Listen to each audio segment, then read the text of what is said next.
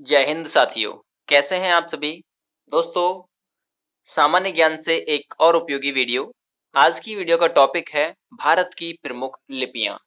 दोस्तों, भारत की प्रमुख लिपियों से जो भी इंपॉर्टेंट क्वेश्चन आपके एग्जाम के अकॉर्डिंग बनेंगे वो आप सभी को यहाँ पर पूर्णतः यानी पूरी तरह दोस्तों डिस्कस करा दिए जाएंगे। कहने का मतलब इसके बाद में कोई क्वेश्चन ऐसा नहीं बचेगा जो आपसे एग्जाम में पूछा जाएगा।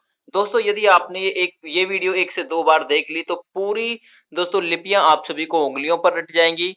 ठीक है, और बिल्कुल इसकी डिटेल तक दोस्तों आप सभी को पता चल जाएगा। ठीक है, तो चलिए स्टार्ट करते हैं दोस्तों वीडियो को। एमसीक्यू टाइप क्वेश्चन रहेंगे। पीडीएफ आप सभी को फ्री ऑफ कॉस्ट दी जाएगी, तो पीडीएफ आप डाउनलोड कर सकते हैं वीडियो के डिस्क्रिप्शन के जरिए। दोस्तों, रोजाना मैं आप सभी को पीडीएफ फ्री ऑफ कॉस्ट देता हूं, तो हमारे यूट्यूब चैनल को सब्सक्राइब करना ना भूलिएगा। साथ ही नोटिफिकेशन बेल आइकन को भी प्रेस करना दोस्तों ना भूलिएगा। चलिए सबसे पहला क्वेश्चन देखते हैं दोस्तों। लिपि की बात चल रही है, तो लिपि कहते किसे हैं दोस्तों? भाषा की मौखिक ध्वनियों को जिस रूप में, ठीक है, यानी जो लैंग्वेज है, जैसे कि हिंदी लैंग्वेज है, और उसकी मौखिक ध्वनियों को जिन रूप में लिखा जाता है या फिर जिस रूप में लिखा जाता है उसे ही क्या कहते हैं दोस्तों? उसे ही लिपि कहते हैं। ठीक है, उसे ही क्या कहते हैं? लिपि कहते हैं। कहने का मतलब भाषा की मौखिक ध्वनियों की लिखावट या लिखने के ढंग को भी दोस्तों क्या कहते हैं? लिपि कहते हैं। याद रखिएगा, बी आंसर बिल्कुल इसके लिए राइट आंसर दोस्तों हो जाएगा। चलिए नेक्स्ट क्वेश्चन करेंगे। इसका हम सवाल नंबर 2 रहेगा दोस्तों। हिंदी भाषा की जननी कौन सी है? जननी का मतलब होता है दोस्तों माँ। ठीक है, तो हिंदी भाषा की लिपि कौन सी है दोस्तों? याद रखिएगा, हिंदी भाषा की लिपि है संस्कृत। ए ऑप्शन बिल्कुल सही आंसर दोस्तों हो जाएगा। याद रखिएगा, एक एक क्वेश्चन बहुत ही ज्यादा इंपॉर्टेंट है, बहुत ही ज्यादा खास है। ठीक है, अगला क्वेश्चन, हिंदी की लिपि कौन सी है? देखिएगा, हिंदी भाषा की जननी कौन सी थी? तो वो थी संस्कृत। अब हिंदी भाषा की लिपि यानी हिंदी को किस रूप में लिखा जाता है? तो दोस्तों हिंदी भाषा को लिखा जाता है देवनागरी के रूप में। देवनागरी का मतलब दोस्तों हो गया कि बाएं से दाएं। ठीक है, बाएं से दाएं लिखा जाता है। ठीक है, देवनागरी लिपि में हिंदी को। याद हो गया क्वेश्चन आप सभी को? चलिए सवाल नंबर 4 देखते हैं। अब बहुत ही इंपॉर्टेंट वीडियो है आप सभी के लिए। 8वीं अनुसूची में कितनी भाषाओं का उल्लेख है? दोस्तों भारतीय संविधान की 8वीं अनुसूची में वैसे देखा जाए तो 22 भाषाओं को लेकर यानी 22 भाषाओं का उल्लेख है। यदि आपको एक वर्ड मिला हो, मतलब एक वर्ड लगा हुआ मिले मूलतः, आपसे पूछे भारतीय संविधान की 8वीं अनुसूची में मूलतः कितनी भाषाओं का उल्लेख है, तो मूलतः वर्ड लगने पर दोस्तों आंसर चेंज हो जाएगा। मूलतः में है 14, और वैसे पूछे कि 8वीं अनुसूची में कितनी भाषाओं का उल्लेख है, तो 22 है। याद रखिएगा, मूलतः लगने से ही आंसर चेंज हो जाएगा, फिर आंसर हो जाएगा 14। ठीक है, तो मूलतः कितनी भाषाओं का उल्लेख है? 14 भाषाओं का उल्लेख। दोस्तों इसे 343 अनुच्छेद में वरीयता दी गई है भाषा को। ठीक है, हिंदी भाषा को या फिर भाषाओं को किस में लिया गया है दोस्तों? संविधान की 8वीं अनुसूची में और 343वें अनुच्छेद में दोस्तों रखा गया है। चलिए सवाल नंबर अब देखते हैं 5। 8वीं अनुसूची में 22 भाषाओं का उल्लेख है जिन्हें संविधान के किस अनुच्छेद में शामिल किया गया है? तो आर्टिकल 343 यानी 343 में शामिल किया गया। सी आंसर बिल्कुल सही आंसर हो जाएगा। चलिए नेक्स्ट क्वेश्चन करेंगे। भारत में कितने प्रतिशत लोग हिंदी बोलते हैं?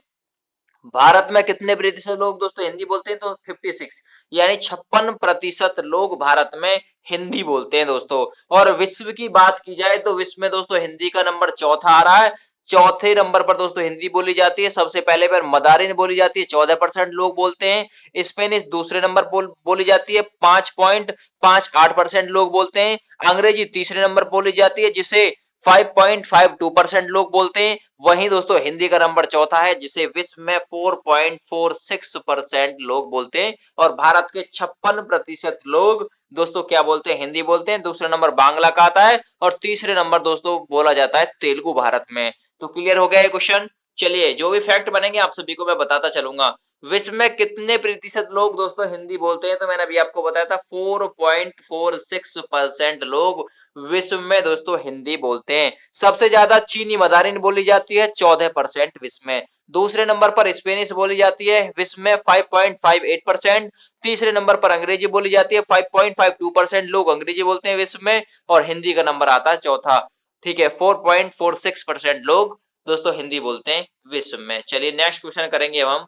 विश्व में बोले जाने के स्थान में हिंदी भाषा को कौन सा स्थान प्राप्त है? तो हिंदी भाषा को मैंने अभी बताया था दोस्तों, चौथा स्थान प्राप्त है, ठीक है।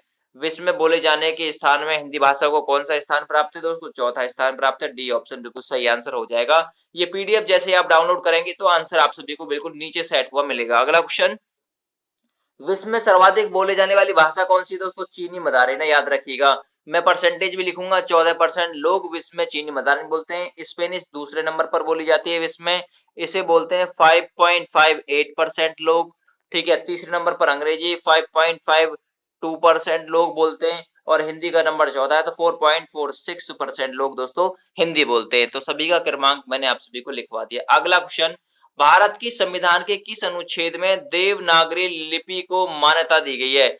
तो भारत की संविधान के किस अनुच्छेद में देवनागरी लिपि को मान्यता दी गई है? आर्टिकल 1 में, यानी अनुच्छेद 1 में दोस्तों, याद रखिएगा। भारत के संविधान के अनुच्छेद 1 में देवनागरी लिपि को मान्यता दी गई है। अगला क्वेश्चन, अंग्रेजी भाषा की लिपि कौन सी है? ठीक है, तो अंग्रेजी भाषा को दोस्तों रोमन लिपि में लिखा जाता है। ए ऑप्शन बिल्कुल सही आंसर हो जाएगा, ठीक है। अंग्रेजी भाषा को किस में? रोमन में लिखा जाता है। हिंदी को किस में लिखा जाता है? देवनागरी में। पंजाबी को गुरमुखी में। उर्दू एवं फारसी को देवनागरी में। संस्कृत को देवनागरी में। नेपाली को देवनागरी में। और मराठी को भी दोस्तों देवनागरी लिपि में ही लिखा जाता है। याद हो गया? चलिए अब देखते हैं, नेक्स्ट क्वेश्चन करेंगे। उर्दू एवं फारसी भाषा को किस लिपि में लिखा जाता है? यानी उर्दू एवं फारसी भाषा की लिपि कौन सी है दोस्तों? तो इसकी लिपि देवनागरी है। सी ऑप्शन बिल्कुल इसके लिए राइट आंसर आपका हो जाएगा। ठीक है दोस्तों, सी ऑप्शन था, सी ऑप्शन देवनागरी उर्दू एवं फारसी, सॉरी सी नहीं, बी ऑप्शन है दोस्तों, बी ऑप्शन है उर्दू एवं फारसी, ये बी ऑप्शन है इसका, देवनागरी लिपि, ठीक है। गुरमुखी पंजाबी, मतलब पंजाबी भाषा लिखी जाती है गुरमुखी में। संस्कृत एवं नेपाली, संस्कृत नेपाली और मराठी भाषा की लिपि कौन सी है? संस्कृत नेपाली मराठी दोस्तों, इन सभी की लिपि क्या है? देवनागरी है। इसके लिए भी बी ऑप्शन बिल्कुल सही आंसर हो जाएगा। तो बी ऑप्शन बिल्कुल करेक्ट आंसर है। देवनागरी लिपि किस तरफ से किस तरफ लिखी जाती है? Question number 14। तो देवनागरी लिपि दोस्तों याद रखिएगा, जैसे कि हिंदी की लिपि क्या है? देवनागरी। जो देवनागरी लिपि होगी दोस्तों वो बाएं तरफ से, यानी इधर से इधर की ओर लिखी जाएगी, यानी कि बाएं से दाएं, यानी कि बी ऑप्शन बिल्कुल सही आंसर इसका हो जाएगा, ठीक है। चलिए नेक्स्ट क्वेश्चन हम करेंगे अब, भारत में सर्वाधिक बोले जाने वाली भाषा कौन सी है? ठीक है, भारत में सर्वाधिक बोले जाने वाली भाषा मैंने आपको बताया था, सबसे पहला नंबर आता है दोस्तों हिंदी का। हिंदी सबसे ज्यादा बोली जाती है भारत में, ठीक है, 56% लोग बोलते हैं। बांग्ला दूसरे नंबर पर बोली जाती है। तेलुगु तीसरे नंबर पर बोली जाती है। हिंदी का पहला नंबर हो गया, दूसरे नंबर पर बांग्ला हो गया, और तीसरे पे दोस्तों तेलुगु हो गया। ये भी पूछ सकता है भारत में दूसरे नंबर पर कौन सी भाषा बोली जाती है? तो बांग्ला। तीसरे नंबर पर कौन सी बोली जाती है? तीसरा तेलुगु, तैसे तीसरा, ऐसे याद रख लीजिएगा। नेक्स्ट देखेंगे, सर्वाधिक प्राचीन लिपि कौन सी है? बहुत उपयोगी क्वेश्चन है। सर्वाधिक प्राचीन लिपि है दोस्तों ब्राह्मी लिपि, यानी कि ए ऑप्शन बिल्कुल सही आंसर इसका हो जाएगा, ठीक है। अगला क्वेश्चन हम कवर करेंगे, नेक्स्ट है, आधुनिक देवनागरी लिपि का प्राचीन रूप क्या है? ठीक है, आधुनिक देवनागरी लिपि का प्राचीन रूप क्या है दोस्तों? तो उसका रूप है, प्राचीन रूप है ब्राह्मी लिपि, ठीक है। आधुनिक देवनागरी लिपि का क्या रूप है दोस्तों? इसका रूप है ब्राह्मी लिपि। नेक्स्ट देखेंगे अगला क्वेश्चन, पंजाबी भाषा किस लिपि में लिखी जाती है? दोस्तों पंजाबी भाषा गुरुमुखी लिपि में लिखी जाती है, और याद रखिएगा दोस्तों इसे विकसित किया था गुरु अंगद ने, ठीक है। और गुरु अंगद द्वारा दोस्तों गुरु ग्रंथ साहिब का संकलन किया गया था। तो आपसे पूछेगा गुरु ग्रंथ साहिब का संकलन किसके द्वारा किया गया था? ये गुरु अंगद के द्वारा। और गुरुमुखी लिपि को किसने विकसित किया था दोस्तों? याद रखिएगा गुरु अंगद ने विकसित किया था। नेक्स्ट क्वेश्चन हम कवर करेंगे, किस लिपि को लिपियों की या फिर लिपियों का जन्मदाता कहा जाता है? ठीक है, किस लिपि को लिपियों का जन्मदाता कहा जाता है? तो याद रखिएगा ब्राह्मी लिपि को दोस्तों लिपियों का जन्मदाता कहा जाता है। इसके लिए ए ऑप्शन बिल्कुल सही आंसर रहेगा, ठीक है।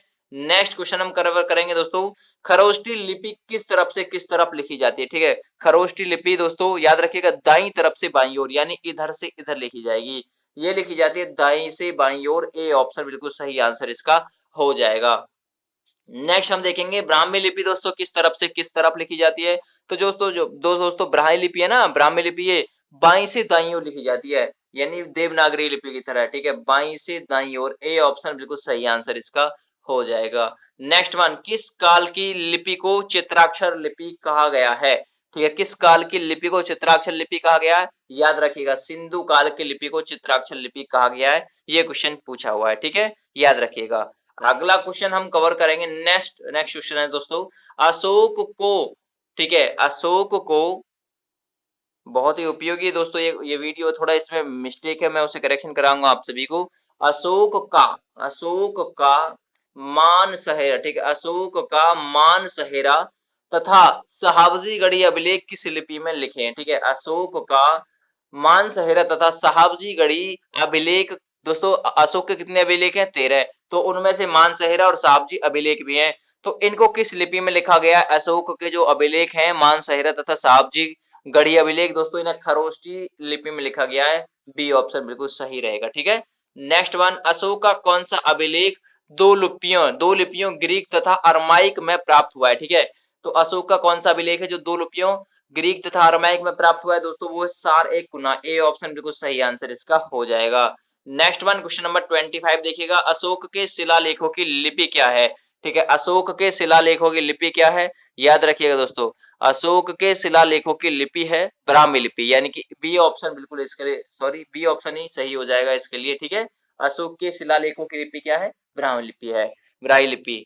नेक्स्ट अगला क्वेश्चन, प्राचीन ब्राह्मी लिपि का अर्थ निकालने वाले प्रथम व्यक्ति कौन थे? ठीक है, प्राचीन यानी जो पहले वाली ब्राह्मी लिपि थी प्राचीन काल की, उसका अर्थ किसने निकाला था सबसे पहले? याद रखिएगा, जेम्स प्रीसेप ने दोस्तों, जिसने अशोक के शिलालेखों को सबसे पहले पढ़ने में दोस्तों सहायता पाई थी। ठीक है, तो याद रखिएगा दोस्तों, जेम्स प्रीसेप का जो जन्म हुआ था 1799 में हुआ था और मृत्यु 1840 में हुई थी। ठीक है, और जेम्स प्रीसेप ने दोस्तों याद रखिएगा प्राचीन ब्राह्मी लिपि का अर्थ निकालने की दोस्तों सबसे पहले सफलता इसने पाई थी। ठीक है, एशियाटिक सोसाइटी ऑफ बंगाल के संस्थापक दोस्तों जेम्स प्रीसेप ही थे। ठीक है, और इन्होंने पहली बार ब्राह्मी और खरोष्टी लिपि को पढ़ा था। ये भी क्वेश्चन आप लोग अपने दिमाग में याद रखिएगा सेट करके। अगला, जैन सूत्र में कितनी लिपियों का उल्लेख है? बहुत ही उपयोगी क्वेश्चन। जैन सूत्र में दोस्तों 18 लिपियों का उल्लेख है, याद रखिएगा। ठीक है, और बौद्ध ग्रंथ ललित विस्तार में दोस्तों 64 लिपियों का उल्लेख है। चलिए नेक्स्ट क्वेश्चन है आप सभी के लिए, वही है, बौद्ध ग्रंथ में, जो बौद्ध ग्रंथ है दोस्तों उसके ललित विस्तार में कितनी लिपियों का उल्लेख है? 64, यानी कि सी ऑप्शन बिल्कुल सही रहेगा। जल्दी जल्दी करा रहा हूं जिससे कि आप कम समय में ज्यादा से ज्यादा क्वेश्चन कवर कर सकें और जल्दी से जल्दी आपको ये वीडियो मिल जाए। सिखों की लिपि क्या थी? ठीक है, सिखों की, अब दोस्तों सिखों की लिपि थी गुरमुखी, जिसे गुरु अंगद ने विकसित किया था, और गुरु ग्रंथ साहिब की संकलन जो या फिर रचना जो थी की थी दोस्तों वो गुरु अंगद ने ही की थी। तो याद रखिएगा, सिक्कों की लिपि थी गुरमुखी। नेक्स्ट अगला क्वेश्चन, अशोक के ब्राह्मी लिपि अभिलेख को सर्वप्रथम किसने पढ़ा था?